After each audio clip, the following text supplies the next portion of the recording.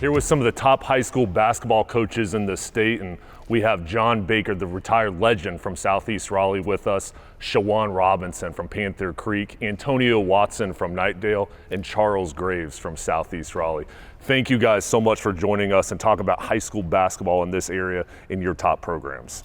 To start off, guys, you guys all played, and now you're in a coaching role. But go back to when you're playing. What was your playing career like, and what led you into the coaching profession? Coach Baker, I'll start off with you. You're a legend in this state. Where did you start, and where did you finish here coaching at Southeast Raleigh? I guess I started in my backyard in Southeast Raleigh. And from there, I went to Ligon Middle School, then to Sanderson High School. Then I went to UNCG in Greensboro and played, had a nice career. I ended up playing a couple years overseas in South America, and then I went into coaching basketball in high school. I started playing pickup, guys like Bake. I played with my dad, and I went to Leesville Road High School, had a really good career there. We went to a state championship game, we lost. And from there, I played for 4 years at Clemson, had a solid career there, was able to go overseas for a few years, but I knew, you know, with my parents' teaching background and my dad's coaching background, that eventually I'd be a high school coach. And then I just found my way to Panther Creek, and I've been there for the past 14 years. Started off in the backyard playing against my older brother, Antoine Watson. Playing against older guys is what kind of got me started with basketball. My uncle, Anthony Burr, who played at Georgia Tech, he really taught me a lot of things growing up for sure. I played at Enloe my first 2 years, did pretty good, transferred over to Knightdale High School, and went to college at St. Aug University for 2 years and finished off at Bluefield State. I always wanted to coach. I never was a guy that really wanted to play overseas or professional, really. That was never my desire, really. Helping and giving back is the reason I really coach, so that's the main thing for sure. Yeah. Started playing at Roberts Park and community centers around Salvation Army, around Southeast Raleigh, really. Ended up at Garner Road Basketball Club, traveling and playing, and then I came to Southeast Raleigh, played under Coach Bate, three-sport athlete, ended up going to University of Delaware, became a two-time All-American in football, but came back and got underneath Coach Bate and saw the passion for the young men and wanted to use the game as a vestal or an instrument towards the young men's growth. So been here the last 4 years, been a long-time assistant under Bake for 10 years, and this is my 4th year at Southeast Raleigh. So. Well, it's amazing, guys, and you guys are all humble because I know you were star players when you were growing up, and it's been fun to follow your playing careers now moving into the coaching career. And as a coach, you can have such an impact on young people's lives, and I know many of you guys are father figures to your players. And Coach, we've had a long relationship, Coach Baker, and the impact you've had on so many players throughout your time at Southeast Raleigh, and these coaches as well. You're a mentor to them. What does that mean to you? It means a great deal. You know, as you get older, you realize that you were that mentor and had that impact. You know, while you're in the midst of doing it, you don't get it. But now, at this time, you feel that, hey, that impact was felt. I see these guys now, I follow them, I watch them, and it makes me proud to see what I poured into them or things that the older guys or older coaches poured into them. They took advantage of it, and they're pouring it back into other athletes. So it just makes me overjoyed, just humble to see that what's been produced. Yeah. And Shawan, for you, leading a team and so many of those players at Panther Creek, saw you play at Clemson, now you're coaching them. What do you try to do to help them get to the next level? I mean, I just think my job is to put them through the things that I went through and showing them how I did things to get where I went. I think the biggest thing that I have to rely on is my experience, and I'm still young enough to where if they disagree, we can check ball. Yeah. And how often does that happen? I play with the guys 2 to 3 times a week. I mean, it just depends on the numbers. Like 12 is the magic number. So if we have a guy that's hurt and, there's 11, then I make 12. I'm able to hop in some.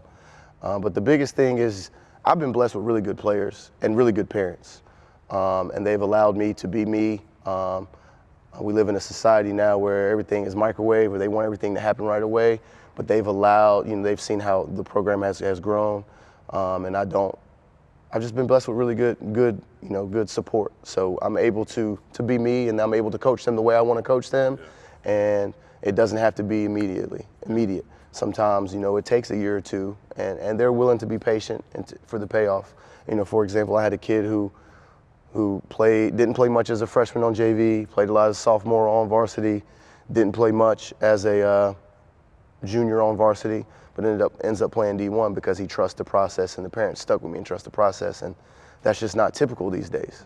So I've just been really blessed with really good support. And Antonio, for you, building a powerhouse at Knightdale and having so much success early on, what does it mean to you in that community to have a strong program? Well, that was my whole goal coming back. I'm a little younger than these guys. I grew up watching, and like I call Shawan now, call grades almost every day, and they helped me, kind of teach me. Coach Bake, I played against him when I was younger. So learning and continue to learn from those guys really was changing Knightdale and bringing it back to where it should have been the whole time was the big goal. Like I said, Knightdale helped change my life and save my life, honestly. That was the main thing, kind of getting it back forward. And I think we took a big step. We took a big step that first year into getting guys to understand, like Coach Shawan just said, it's a process to everything. You can have early success, but it's still steps to it, right? We did well in conference, and I think towards the end we kind of hit a little wall towards the end of last year, but we came back this summer, had a very good summer, having a pretty decent year this year. So really just growing is the main thing. And like you said, making sure they understand it's a process. Every year is different, no matter the talent you have. That's the biggest thing, getting that guys to understand, trust the process, and it'll work out for you for sure. And Coach Graves, you have such great experience from your playing careers, basketball and then football at the college level, and now an opportunity to mentor Southeast Raleigh players that you have, then also building up the top AAU program in the country at Garner Road. So you have a great opportunity to help develop your players. What does that mean to you? Well, it's big shoes to fill coming after John H. Baker III, building the program from ground up, literally from day one to now and then. Following guys like Dwayne West and David West to run the program at Garner Road for 35 years. It's a fortunate opportunity, first and foremost. Secondly, you still have to make your imprint on that as well. So, I call Bake 2 or 3 times a week, and some of the ways that he raised us as players and people still can be implemented now. And we're seeing a result by the players and the outcome by the players because the talent is being developed, right? I believe better people become better players. And, that's what he preached into us. That's what we're doing now in today's society. Some people may not agree with it, but we're seeing a result from it. Same with Garner Road. So super excited about the opportunities we have. And as everyone else said, you need support. You need support from the families. You need support from the communities, right? Like Shawan is a long-term person in Mooresville. Same with, Antonio and Knightdale. I played here. So we're kind of seeing the community support kind of help push us forward as far as programs, and I think that's been a big part of our successes in the recent future or in the recent past. Yeah. And you guys are having great seasons this year, and it's already the 24-25 season midway through. It's going by so fast, but you guys, as usual, off to great starts. Tell me about this year's team, who your top players are, and what this season's been like. This year's team, our seniors were freshmen on varsity when we were struggling our first year. So, they're really coming into their own. So Christian Ananaba, 6'5", kind of do-it-all guy on the floor for us, can score, defend, multiple high-energy guy. Ethan Reed is really shooting it well. Most recently, 6'3", he has a few offers as well. And then we have Nas is our X-Factor, number 2, Nas Gibbs. Then we have a bunch of freshmen that are coming up. Aaron Parker, 6'6", he's really coming into his own, and Travis Cooper. So we have some guys that are coming up this is the time of the year you really want to be hitting a stride, and I think some of them, we've paced ourselves up until this point. We've played Shawan, which is a routinely, renownedly good team in the program, and you can measure yourself against him as a coach and his teams, right? And then we played Antonio, so we've had some good measures, and we feel good about where we're going in the future. Yeah. How's it like when you guys play each other? Because I know you guys talk all the time, but I know it gets real once it's game time. Yeah. Yeah, I mean, it's exciting. I know, listen, if you come in there half-stepping, they're going to beat you. And so, the one thing I tell the guys that, we need to be prepared. So it's good for me. Coach Baker, we need to come to some of these games when they're going at it. Or I should have. Well, I was there. You came, I was there. But the funny thing by saying that, because I played against his dad, and I played against his uncle, and what sticks out to me is the relationship between the coaches builds a relationship between the teams. So with his dad's teams, my players knew his players because of the relationship that we had with the coaches. So it's like a family affair. We knew each other through the coaches, which is really different now.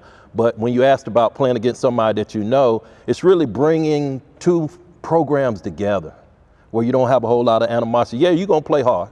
We're going to go at each other during the game. We're going to shoot some elbows. We're going to do a whole lot. Of course. But after the game, it's all about the relationships and the togetherness of both teams. So that just brought to mind when you said that. And it's based on the relationship all three of those guys have with each other, which is strong.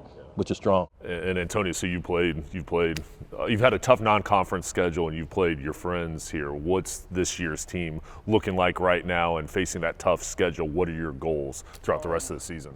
We're 7-5 right now. Starting to hit a stride. We were a little injured early on, so it's adjustment, but it's next man up. That's the identity we have. Isaiah Green, one of the top players in the state, averaging around 19 points out of about 5 steals a game. He's having a really good breakout season.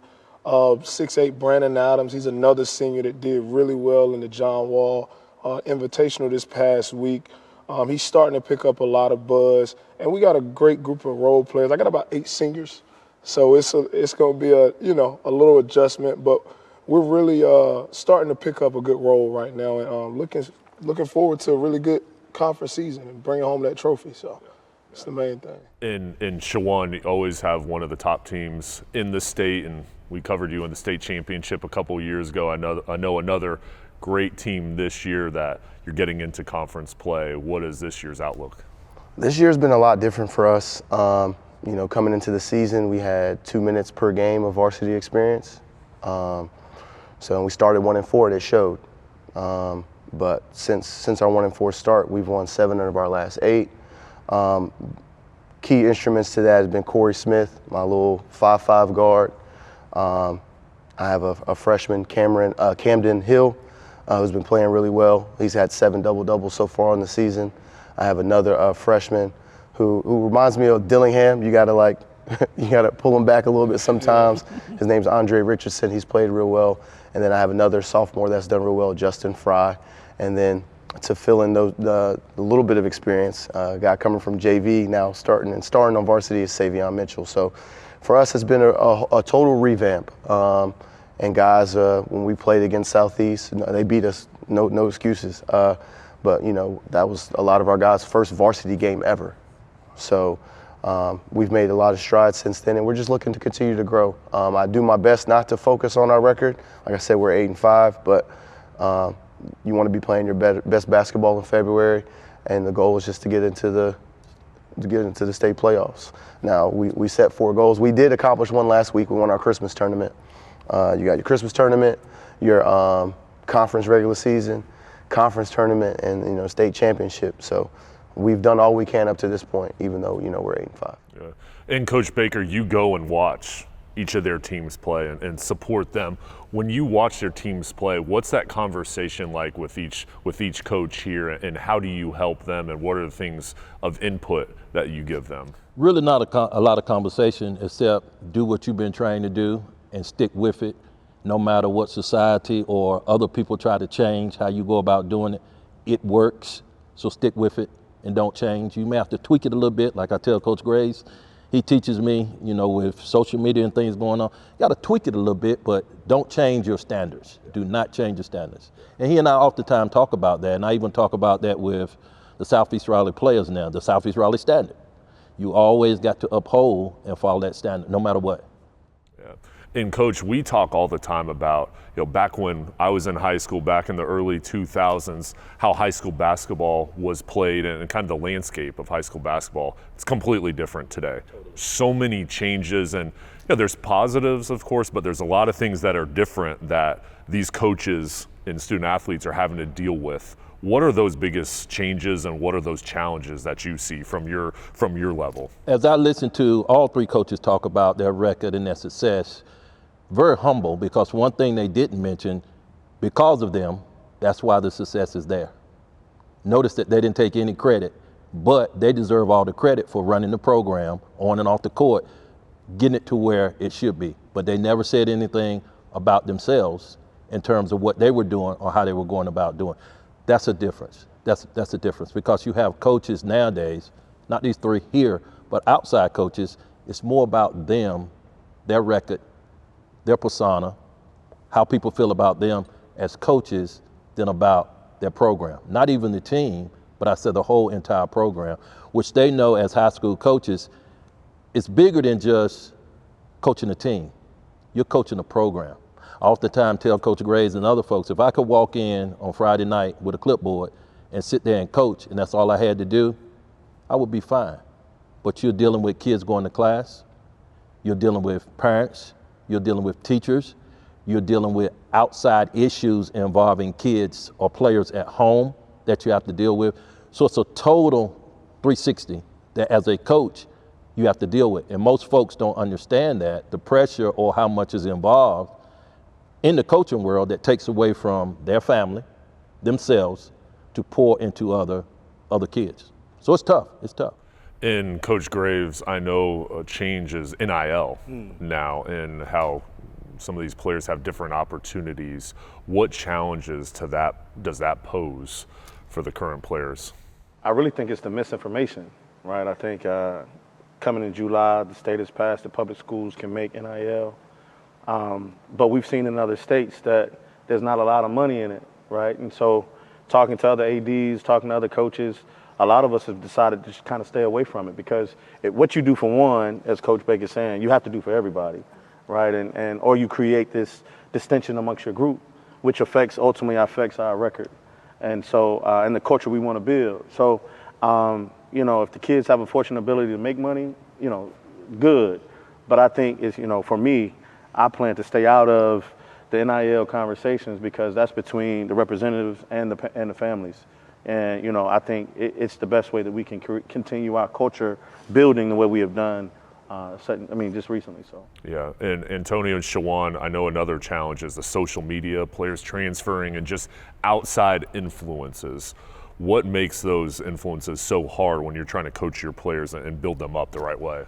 I think it goes back to what we spoke about earlier. Everything is a process. I think these kids live for social media nowadays. So if I see my friend get an offer and I may think I'm better than that person, well, coach, I don't have this offer. I deserve this offer. Then you start comparing. And once you compare yourself, that's the worst thing about growth, right? When you compare, then doubt comes in. Well, maybe I'm not good enough. And I think that's so tough. And it's not just with basketball. It's everyday life. I think that's the tough thing living this generation for these kids. What they wear matters nowadays. Just everything, what you eat, whatever, the amount of money that your parents may have, you may have. I think that's the tough part now about this generation with social media, because everything become a comparison. And a lot of it is false, honestly. It's not to, call people out, but I think a lot of it be false. I may take a picture of money that is not even mine, right? And you see that happen a lot. But, I think that's the tough part. Yeah. And Shawan, you were one of the top players in the country when you were in high school, and now for one of the top players in the country, that's probably a lot different. What are the challenges, the stress, and the pressure that you see for those top players here in this area? I just think it's different. I think these guys have an opportunity to set their families up if you're one of the top in the country. I do believe that, we have some really good talent in the area, but I also believe that with the NIL, it hasn't really affected us much, because it's got to be between the representative and the player. And there's just not a whole lot of money to be made unless you have a social media presence, that's huge, or you already kind of know where you're going, and maybe, and I don't know if you have to edit this out or not, but maybe the university wants to get a head start on the NIL, then the high school kids really aren't worth as much as they think they are. NIL is hard to get. I think if especially if it's used properly, if it's used to where the guys got to go sign autographs, the guys are doing ads for TV, then I believe it creates opportunities that they can set their families up for life. I really haven't had any of those challenges. I mean, I've had really good players, but I haven't had a top 2 player a top 10 player in the country. So I think until I experience that, or until we get a whole bunch of that, I mean, they'll get some NIL opportunity, but it's not going to be life-changing until they get to college. Yeah. And Coach Baker, I know for you, you have very close relationships with some of the former coaches in this area that you coach with in your time, and those rivalries that you've had. What do those relationships mean to you, and for these guys that are kind of going through that now, competing against each other? How is that special for you with some of those former coaches? Oftentimes when I look back on it, the word that you said, relationships, come up, because I still have and continuously have relationships with all those guys. You go back to the Coach Dunns, the Coach McClains, that I tell younger coaches that started this process. So I was always the person to lean back to those guys that started and try to carry on what they started. And you don't see that a whole lot in terms of legacy or passing things down with generations to come. But I didn't mimic what they were doing, but I kept in contact, and the relationships that we had stayed tight, stayed together as a group. I can name or talk to all of the coaches that coached against me back in the day when I coached. For example, his dad, best friend, talk every day. That happened because we played together, and it happened because of the relationship through coaching and basketball. So one thing getting out of, the coaching world, if I look back on it, is the relationships. And I think some aspect of coaching is other people don't understand how much you put into it. And they just see you on game day and see, oh, they practice and they have games. They don't understand how you live these programs and how you guys care about the players off the court and on the court. Antonio, just talk about your program and what you put into it and the things that I wouldn't see that you do. So I'm a little different. I don't have kids right now. I'm younger, so I'm in the gym. You live in the gym. Yeah, I live in there. So mine's a little different. I'm up late nights all the time, watching film. I watch games, his games. I watch their games, and I like to kind of pick from other teams, honestly. So it's always a process for me. Stand in the weight room. Make sure they're getting extra shots up, but just extra reps, period. That's a little different for me. So I think right now my hours are a little longer than, I don't know how much longer lady gonna have that, but yeah. So I think I spend a lot of time watching film, making sure those guys have the right things they need to succeed on and off the court. So. In Shawan, you're with your players every day. There's no off season. You run basketball camps too, and you are that Panther Creek community. What do you want to tell fans, parents, just about what you put into it and what you're trying to instill in their children and their kids? I think for me it starts with camp. I've been doing camp now for 10 years. We just be our 11th year of doing camp, and those relationships, seeing those guys come from 5, 6 years old to can't wait to put on a Panther Creek uniform, in 9 years, and coaching those guys now and seeing those guys go off to college and make Final Fours and stuff like that. So it's all about the relationships. And I think that I've been allowed to do to coach and be me is because of those relationships and the trust that is built. And, families understanding that I want what's best for their child and Panther Creek. And, being able to take a wide lens for parents instead of just being able to look at their child, look at, the 13, 14 others that are on the team. So, it just starts with relationships, being transparent, like we said with the hours, taking phone calls and meetings so that parents understand where you're coming from. And I think, coaches that are transparent and that are willing to talk through some things, some uncomfortable conversations, I mean, you're able to grow your program. So I think that's the biggest thing with me is just the relationships. Justin McCoy played for me. I mean, we still talk once or twice a week. And he lives in Latvia now. He's playing overseas. Dalen Berry, who's at Charleston Southern now, you know, he texts me out, you know, he'll have a good game. He'll text me, you know, Coach, you see that one? So, like I said, I think it begins and ends with relationships, like he said, and that's just the foundation. You know, those guys know that, you know, they can call me or text me, and, you know, I might not reply right away, but I'll get back to them and try to get them whatever they need. Yeah. And with Coach Graves, you have no vacation time because you've got Southeast Raleigh program and Garner Road, so it's hard to, no days off for you, but you have an opportunity to develop these players when they're young, and we've had conversations, you know, about some of the younger players that are going to be tomorrow's stars in going into these programs. And then what you do here at Southeast Raleigh, what does it all mean to you? What's your end goal, and what are you trying to accomplish? Well, first, Antonio, you're going to get a chance to learn when you have your child. Pace yourself. I learned that from Shawan a couple of years ago. You know, like you start spending a lot of time in the gym, and then you have to start building your staff out to support your cause, right? And so it allows us to kind of do that. And so here at Southeast Raleigh, we have a tremendous staff that, you know, they allow them to shoot and lift, you know, as I'm being home with my family, and they understand that. Same thing with Garner Road, you know, tremendous staff there that, you know, we just brought Antonio on, you know, since he has a lot of time on his hands to coach one of our age groups. And so, you know, we have day and night, you have staff, you have a great support that believe in the passion of the work that we're doing.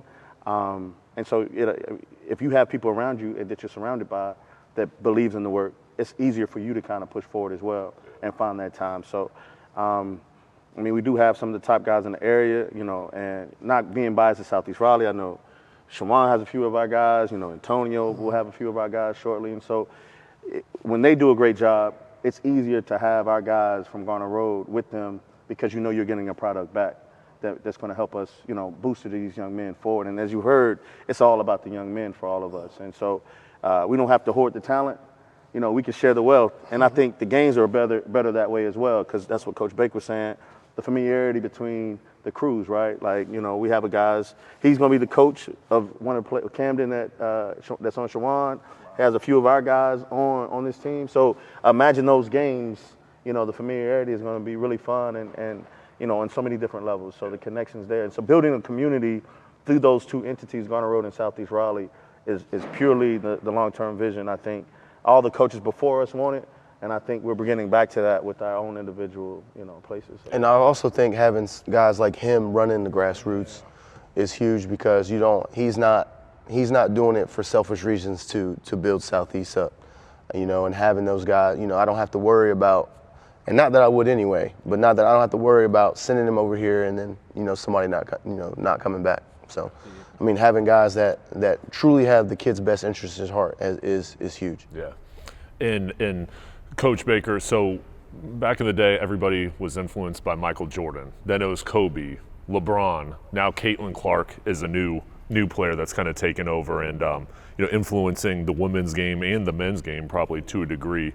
And somebody that we're all friends with, Nikita Warren, won the state championship at Rollsville last season. What influence do you think just Caitlin Clark and the rise of women's basketball has had on the high school level and just the level of play? Because we covered Nikita's team and they were an awesome team, and you know, there's just a lot of great things going on overall with basketball, but also the rise of women's sports. Women's sports makes the overall sports of basketball better. I mean, it rises the guys' level and the girls' level, both. So by her getting the publicity or doing a great job with Caitlin Clark, it's helped the sport in general, just basketball in general, in terms of the attention, in terms of how it's played. It's an asset, major asset. And with your programs, you know, you guys are close with your women's basketball coaches. What does that dynamic look like? In a lot of your games, the women's are before, sometimes the JV boys, but how do you guys kind of grow your programs overall on both sides? I think I'll go first if that's okay. I think with Coach Danielle Sullivan and her husband, we have a great relationship. We're flexible on gym time, flexible weight room time. I think those are the biggest things. We root for each other. And the year before, Miss Warren won hers. You know, Panther Creek won one. So I was able to see, how Coach Sullivan's grown over the past 10 years, how she gets her girls in the gym, how she prepares, how we put pressure on each other to be in the gym. If my guys aren't working out and her team is working out, our guys want to know, like, well, why are they in the gym? So I think we, first and foremost, we root for each other. We both have families. We understand that, the flexibility with the gym time and gym space. And the biggest thing is that, we cheer for each other. I'll say it again. I think that's the biggest thing, that we don't compete. And it's, of course, you want to be able to say we won, but you hope they won too. But, we cheer for each other. Yeah.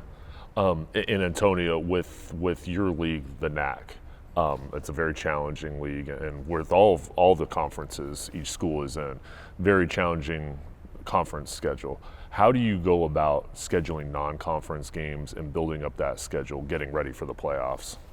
I try to make the toughest schedule possible because our conference is so tough. I try to play all different styles of basketball because everybody doesn't play the same. So I try to schedule the top teams and who's best at certain styles. I think we have to be able to guard. I know at Knightdale, I think our biggest asset to me is defense, right? I think that's what we start with.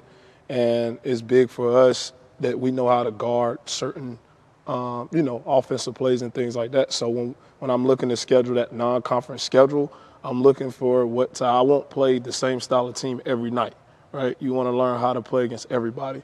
So I try to make the toughest schedule with different styles of players as well, different style of teams, and coaching is different, right? You learn how to coach as well. It's not just the kids playing against them. You learn how to make certain adjustments. So I think having a tough non-conference schedule is always good, especially with the conferences that all three of us coach in. I think it's definitely beneficial for us.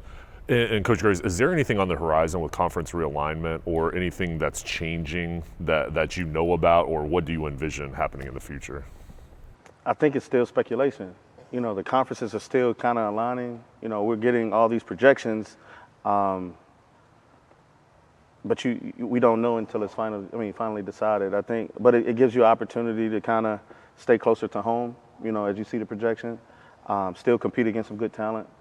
But I think just kind of going back to the women's game and the men's game, it's just going to make better basketball for the area as they start to realign.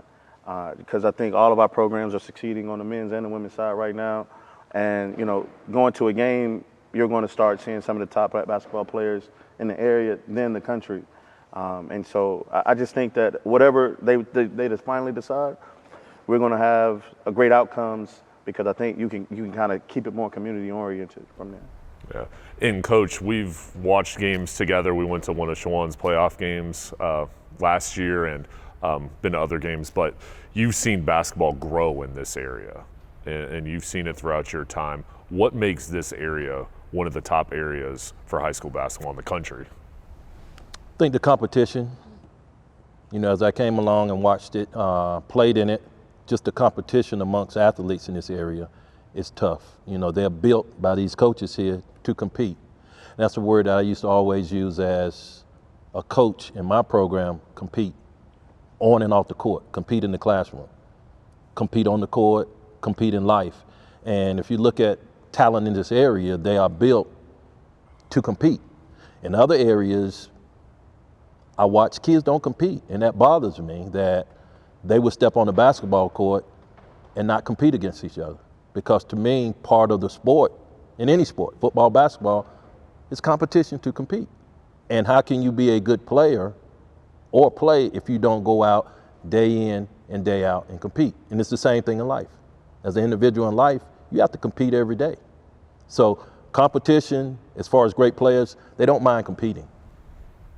Yeah. And for me, I look at the coaches in this area. When I was in high school, Coach, you were a legend while you were coaching, and everybody knew you. And now we have outstanding coaches, and you three here today, and others as well. And I think these kids are so lucky to play for coaches that care. They've been in their shoes, and they truly want the best for them. And they also coach at the highest level. I mean, they're getting outstanding training from you guys that it's going to help them now and also in the future if they make it to the next levels.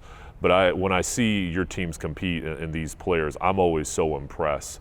What do you think, Antonio, watching these guys today versus compared to maybe 10 years ago, where do you see that growth? I think they're more skilled than ever. I think that's one thing. They have so many things that's backing them. I mean, when you got, like I said, Coach Shawan and Coach Graves and Coach Baker, when you got guys like that that's coming back and feeding you more from the past, and then, like I said, the things, I mean, there's training everywhere nowadays. I mean, the gym access is always open. I think they're so skilled right now. At times, I don't think they understand how good they really are, or they could be, right? And I think that's one of the biggest growths now. They're really skilled in this area. I mean, they really are. So that's the big thing. I love to hear that answer from Shawan, who was a great player in high school and a great player in college in terms of the difference in players that he's coaching now, because he was skilled and he competed. So is it a difference now in kids that you coach in terms of their level of skill or motor? Because you had it all. Great player, skill, and you competed. But I don't see that in great players now. I see them playing one side of the ball, just being honest, offensively, no care at all for the defensive end. So to me, it's a difference now in the players versus when you were a great player. Am I right or wrong? Yeah, and how do you get that to change? Like, how do you motivate them? How do you get them kind of playing? It goes back to coaching. It goes back to coaching. And it starts on the middle school level and on the elementary level. And I'm just being honest, you're not getting that on the middle school level. Middle school coaches are not teaching. They're not teaching kids to compete. Recreation coaches are not teaching. They're not teaching kids to compete. So again, you take Shawan, great player. As he was a youngster, he was taught skill was important, work on your game, and to compete at all levels.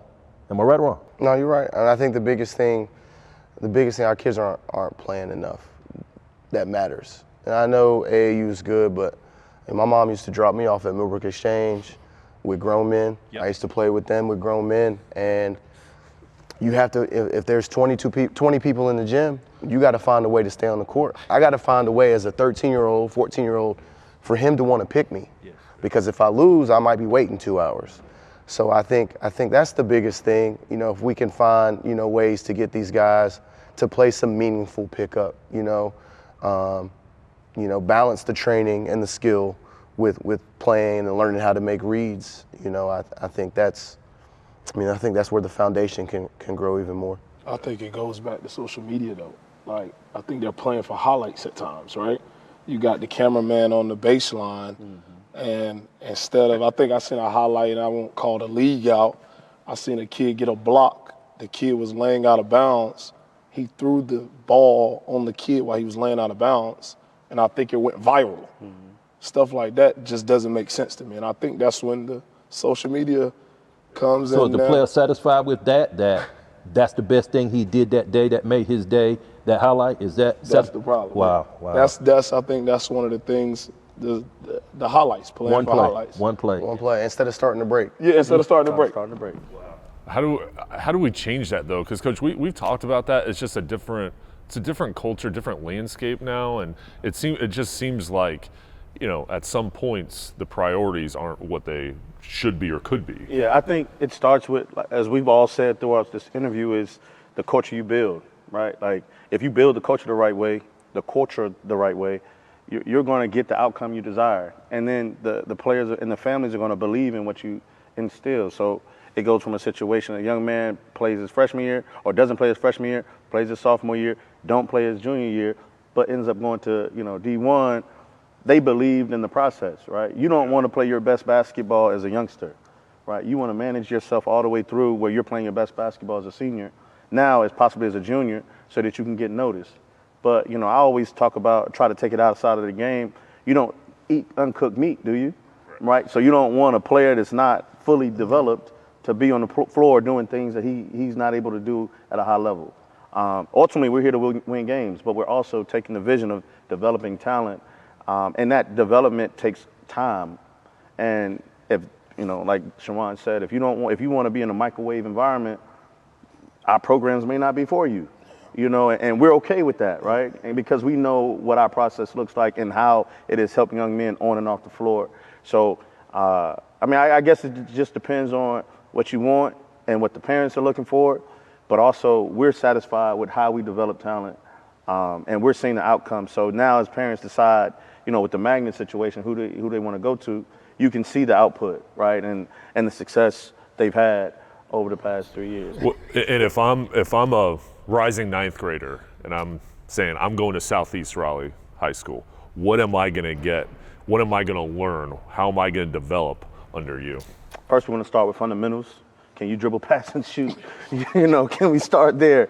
And then from there, you know, how do you apply the speed of the game determines if you're a varsity or JV kid. Well, we also have a freshman team now. So that will give you more time on the floor. I think that's starting to emerge a little bit more in our county, where a lot of schools are bringing up the freshmen so that they can already get the playing time and mode on the floor, because like Shawan said, nothing is a teacher other than playing, right? Like, you have to be on the floor going up and down, whether it's with an official or pickup. And I think that is the things that we're kind of putting in place in our own way that is pushing our development processes and culture forward. Yeah, and I think something players and maybe parents don't realize is, you know, word spreads. So if you get a player that is a great kid, a hard worker, he's talented, you're going to tell the college coaches recruiting him. You're going to tell everybody about that kid. And then if I'm a college coach and I come and talk to one of you and ask about a kid and he's not a hard worker or he's not playing the right way, you're going to tell the truth. And just talk about, you know, the impact that you can have as far as helping a kid and getting him to the next level with how he plays, how he works. I think that's a good one for you, because I mean, you've been doing it so long and you sent so many kids to that top level, D2, and I think that's a good one for you. I think, you know, I let the kid create the buzz on their own. Obviously, we want to, you know, I always tell kids that AAU is for exposure. You know, high school is where you build your habits. And I do my best to let them create a buzz on their own. And then, but I also let my parents and families know there's no coach in the country, I mean, probably a lot like Garner Road, there's not anybody I can't get to. And if your level is worthy of that, I can't call Duke for you or State for you before Campbell's called for you. You know, unless you're just, you know, rising ninth grader, you know, phenom. But I think the biggest thing I do is I let them create a little bit of buzz on their own before I start reaching out. And then, you know, by the time they're a senior, you know, we're calling any and everybody that we can to try to get them placed. It's going to be a lot harder now with the JUCO rule being passed and the portal the way it is. But, you know, you just have to let them know it's another layer, another part of the process that you have to deal with. And fortunately now, if you go JUCO, that doesn't count towards your years. So, I mean, with the network that, you know, if I have a kid that I think, you know, Coach Graves or, you know, Coach Watson can help, I have no problem picking up the phone and letting them know. I think that's the biggest thing, is being able to know when you need help. And, you know, he may know somebody that I don't, and he may know somebody that I don't. So at the end of the day, it begins and ends with the kid, and then whatever level they're at is, you know, we'll make phone calls based on that. Yeah. Antonio, so you're going to help, of course, a top player get to college, but also, too, there's guys that maybe won't play in college. And I know you care about every player on your team. What impact do you want to make on everybody that steps foot in your gym, everybody that you coach, because you care about them, you know, whether they're a great player or whether they just move on to working to the next level in college? Whatever they do, it's a lifelong impact that you're looking for. I mean, just being a better person every day. That's the goal. I tell my team every day in practice, before and after, like, being a better person is more important. Basketball is a small part of what you're going to do. It's not who you are. It's part of what can help build you for something, like being just a good person in general, being a good student athlete, you know, being a good student first, right? That's the main thing. So I always tell people that play for me, you know, I'm going to push you to be a better person, player as well, but a person. That means having proper manners and doing the right, because that's how I was raised, right? Being around Coach Baker when I was younger and things like that. That's how I was raised, and I plan to continue that with my players as well. Before I even talk basketball with a parent or a kid, we talk about other things. I call it the 3 A's. And again, it's something I got from other coaches. Got it from Coach Dunn, which you probably heard before. Number one being attitude. Can you play in my program, or can you come to my school if you have the right attitude? Number two being academics, because oftentimes parents and kids forget we're here because of academics. Ain't got nothing to do with basketball, academics. And the third one is athletics. And I say athletics because a lot of coaches don't believe in sharing athletes. Coach Graves and I talked about that a few minutes ago, where you have a football coach, and I put out there that will tell an athlete, you're a football player, not a basketball player. You only play one sport. So I would tell that kid coming in, if you can play 3 sports, take care of the academics, do it all, because you don't know what sport you're going to get a scholarship in or you're going to be good at. Now, I see that changing on the coaches level now, not with these 3, but other coaches, they don't have that. That's not their purpose. That's not where they're there. So in terms of you asking me how to change the game and go back to where it was, those 3 things should be a priority, I would think, if a kid is coming to my program. But in a lot of cases, it's not. So because of that, that has changed the whole landscape of basketball. Now, for your question, as far as what I would give to these 3 coaches, I talk to them on a regular basis. And again, continue to push what you're pushing because it's right and it's successful, and don't change. Just believe in it, stand by it, even though you're going to have some parents and some coaches to challenge you and try to make you change. And that was a characteristic of Coach Baker here. I was stubborn, stuck in my ways, but it worked. So why am I going to change if we play man-to-man the whole game and never play in the zone? And it works. So again, if that's something that works and you've been successful at, tweak it a little bit, but don't change it. Yeah. And, you know, when you go to games, you're seeing fans yelling at the refs, fans yelling at coaches, so many outside influences, and a lot of people that don't know what's truly going on out on the floor or in a program. What would you say, Coach Baker, just to everybody on the outside to kind of say, hey, listen, let's put the focus on the players and the coaches. Funny story, which all coaches have stories. As I said on that sideline, oftentimes the referees would come to me and say, Coach Baker, I'm just letting you know, don't take him out of the game. Don't send him to the locker room. But number 25 is talking too much, or he's playing illegal. But I got it. I'll take care of it because I know how you are. So one of my philosophies, players play and coaches coach. So leave and referees ref. Leave them alone because they have a job to do. And some of my best friends are referees. And we go at it during the ball game. Because I'm going to do my job and coach my team. He or she is going to do their job and referee. But after the game, again, relationships. We're together because it's just a game. But parents get involved that don't know the game, that don't know what's going on, and that's all because of selfish reasons. They get involved because they want to see things go right for their child. Not the whole team, but just for their child. So again, I would always tell my players, if you want a referee, you come over and sit with me. Or you go out there and play and let the referees do their job. And Coach Graves, here at Southeast Raleigh, you've done an amazing job building on the legacy of Coach Baker, and you have this program rolling. What are some of the things that you see that could make things better at Southeast Raleigh, but also for high school basketball overall? I mean, I think the competitive spirit. We have an awesome women's program. So when you thought about Southeast Raleigh's basketball, you thought about the women's program. And, you know, a lot of fans would come see the women, and then men's game, they would leave. And so the competitive spirit to try to get the program back going, and then I think also being in a community that supports you. I think that's also a thing that has changed, and I would like to see continue change, is the community support that we've received, and then we continue to receive. And I think that's what's, now that COVID's over, I think we're going to see more of that, right? Where the community is coming out, they're cheering for, you know, the fans, they're cheering for the schools, the students that they know in their neighborhoods. And I think that ultimately holds them to a higher standard as well as people, knowing that people are watching you and love you so much. And that's the one thing that we preach here. The community supports you. It loves you. It's coming to see you play these top games against Panther Creek and Knightdale and Enlow. You know, you have to walk a certain way when you step outside and you put this right here on, you know. And so I think just continue to hold our young people, no matter what community you're in, accountable to being great people. And I think we will get a better performance on the floor by doing that. And so that's one thing that's helped us. That's one thing I think is helping all of us. And I think it will continue to help us as well. Yeah.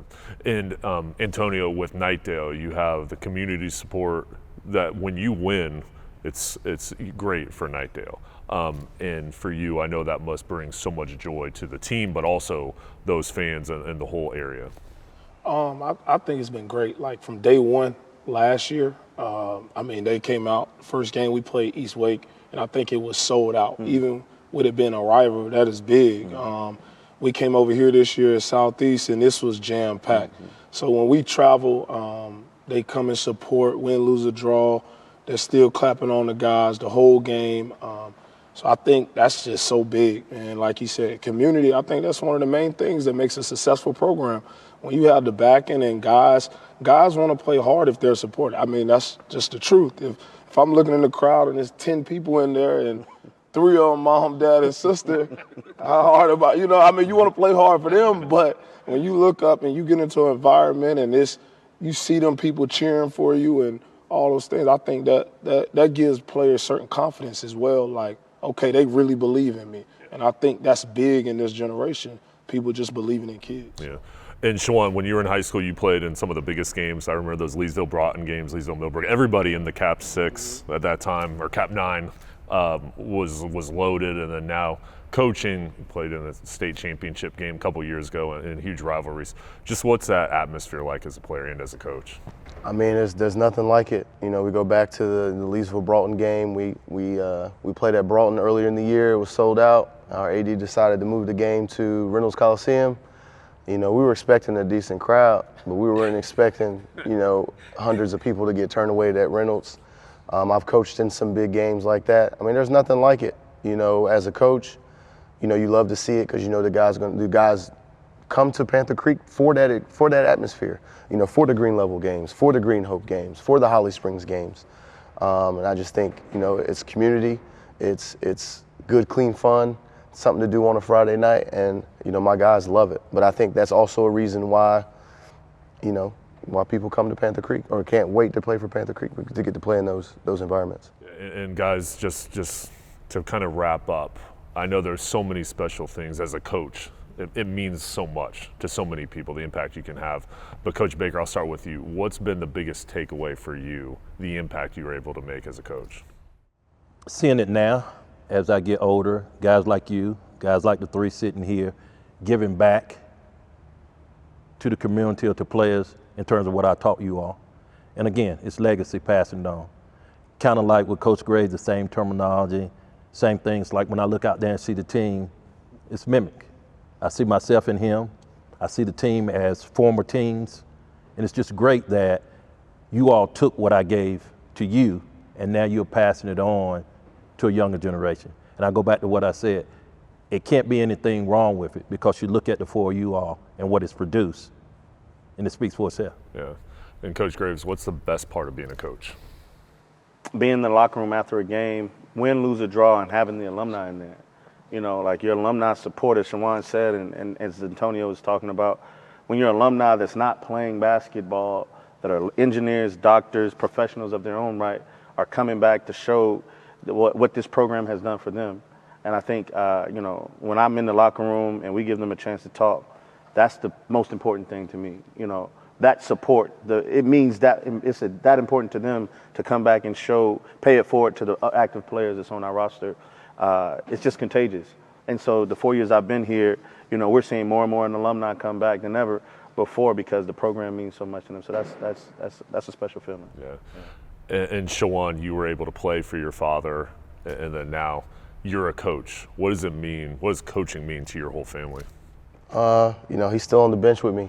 For me, the lessons that, my father has taught, the lessons that, you got from his coaching friends, Bake, KB at State.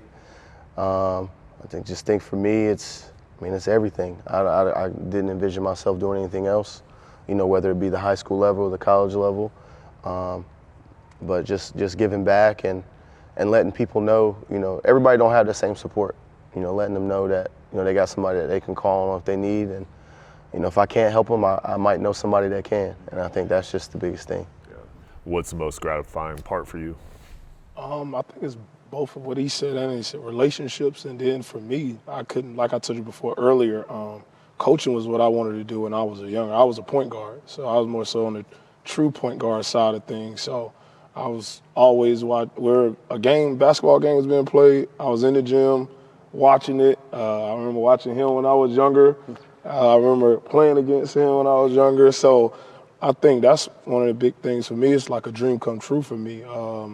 And then relationships, like they say, I think that's the main thing a lot of us coach for, the relationships, like he said earlier, the coaching relationships and the playing relationships, because it's lifelong relationships. It's not like it's short-term things. I think it's lifelong, and you can call them and they'll pick up the phone immediately, and that means the most to me out of everything, the relationship part of it. Well, I'll tell you, these kids are lucky to have been coached by you, and it's easy to see why this is one of the top areas in the country for high school basketball. And you guys are more than just coaches, you're role models. So continued success. Thank you so much for your time today, and look forward to watching you and your teams continue on throughout the rest of the season. Yes, sir. Thank you. Thank you.